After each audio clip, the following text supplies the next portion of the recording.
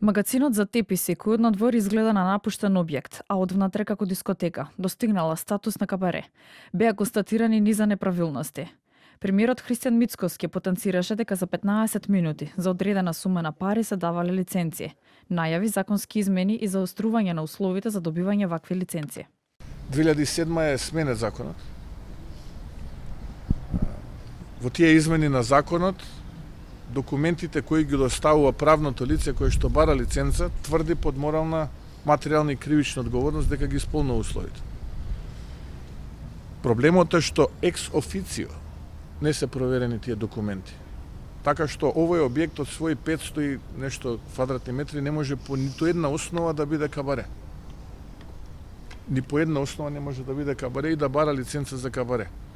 Тука е дополнително проблемот правен затоа што за дискотеките сумата која што треба на доместокот да се плати е поголем визави овие кои што се лиценцираат како кабаре. Професорот Атанас Козарев во гостување во студио 10 посочи дека доколку сопственикот свесно си ја подготвил лиценцата за кабаре со фалсификување на сите други податоци во неа, тогаш нема што да се бара исполнетост на услови, затоа што тој не повел постапка за исполнетост на услови за функционирање. Еден од првите услови е објектот да може да се употребува. Тој може да се употребува, но за друга намена, не за оваа намена. Значи да има санитарно-здравствени услови, услови за заштита при работа, услови за противпожарна заштита, за заштита на животна средина, за заштита од бучава и на крајот Министерството за внатрешни работи дава согласност од аспект на исполнетост на услови за заштита на јавниот ред и мир и сообраќајни услови, бидејќи на такви настани доаѓаат луѓе од цела Македонија и пошироко. И тоа може навистина да ја загрози и сообраќајната безбедност на еден мал град како што е Кочани. Од 2020 година компанијата е со блокирана банкарска сметка, а фирмата повеќе од 2 години е во минус од 3000 евра. Според информациите кои ги добивме од Министерството за економија, вела дека гостителските објекти се поретко се регистрираат како летни дискотеки.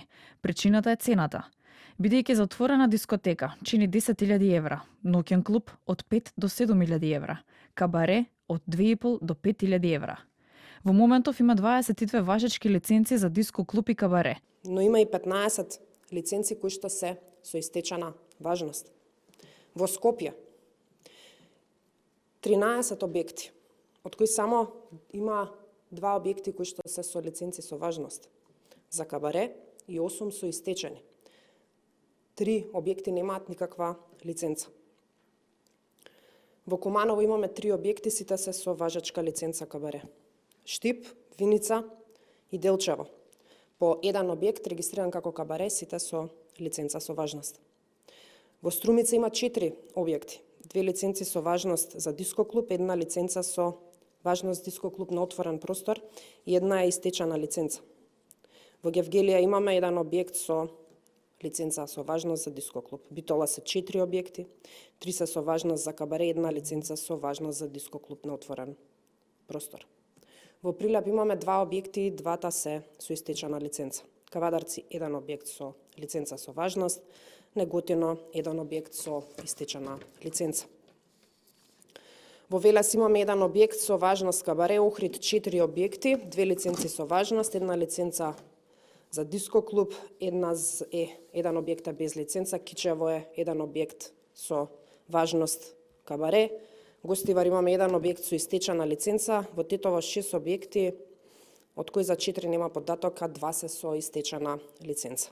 Во текот на вчерашниот ден до УЈП испративме прашање во која побаравме информации како е можно компанијата која раководела со диско клубот да работи 5 години со блокирана сметка. Дополнително, за овој период што УЈП преземала во однос на работењето на истата компанија.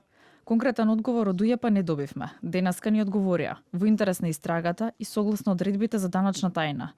Управата за јавни приходи не би можела да соопшти детали и информации поврзани со овој случај.